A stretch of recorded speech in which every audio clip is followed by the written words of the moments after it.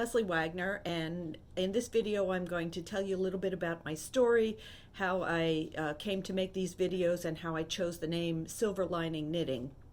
It's not a very long story, but if it's not something that interests you, you can go ahead and skip to the next video to start learning about Japanese knitting patterns and how to do them on a loom.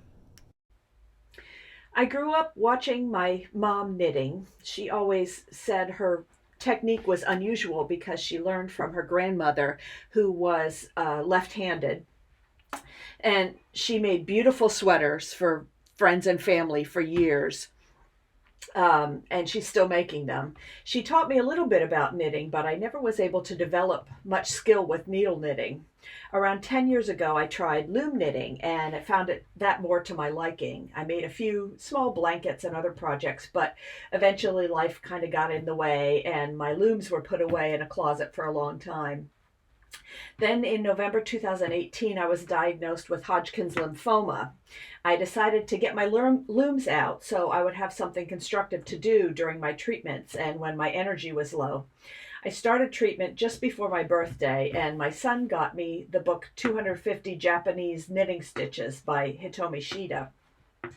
He doesn't know much about knitting, so he didn't realize what a challenge the patterns would be, or that I would need to adapt them for loom knitting. But I just thought they were absolutely beautiful, and because my son had bought the book, I decided I needed to learn how to do these on a loom.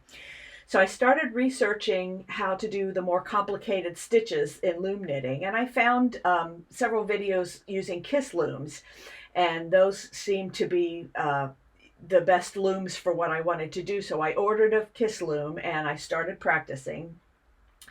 And learning this new skill and being able to make things for the people who supported me during my treatment was my silver lining.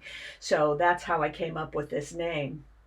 As I gained confidence in creating these projects, I thought there must be other knitters who would like to learn the skills to make these Japanese patterns on a loom. I didn't see much out there.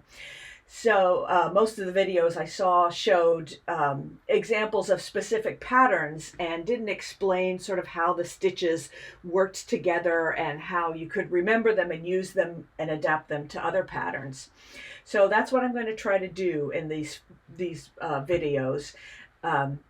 There are also some useful pointers for using Kiss looms, because I know there are a lot of people who expressed difficulty in learning to use the looms with the metal pins instead of the plastic ones. In the series, the next video will explain Japanese knitting patterns and how to adapt them to loom knitting, and then I'll move on to explaining and demonstrating how to do some of the specific stitches, beginning with the basics and moving to more complicated ones. I hope you'll find these videos useful, and please comment if you have questions or if there's something specific you'd like to see. Thanks for watching.